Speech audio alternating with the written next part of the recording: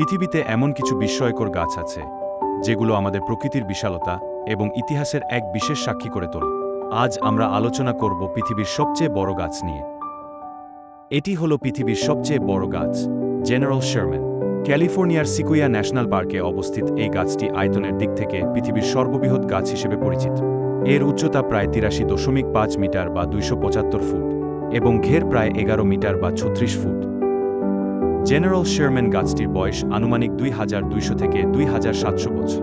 যখন এই গাছটি জন্ম নিয়েছিল তখন পৃথিবীর ইতিহাস ছিল সম্পূর্ণ ভিন্ন।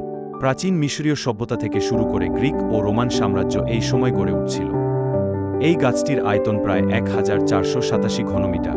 যদিও এটি পৃথিবীর সবচেয়ে লম্বা গাছ নয়, কিন্তু আয়তনের দিক থেকে এটি পৃথিবীর সবচেয়ে বড়। এর বিশালতা শুধু এর দৈহিক মাপেই নয়, বরং এর ইতিহাস এবং বয়সেও প্রকাশ পায়। এই ধরনের সিকুইয়া গাছ আমাদের পরিবেশের এক গুরুত্বপূর্ণ অংশ এবং এগুলো সংরক্ষণ করা অত্যন্ত জরুরি। জলবায়ু পরিবর্তন এবং বনাঞ্চলের ক্ষতি এই গাছগুলোকে হুমকির মুখে ফেলে দিচ্ছে, তাই এগুলো রক্ষা করা আমাদের দায়িত্ব।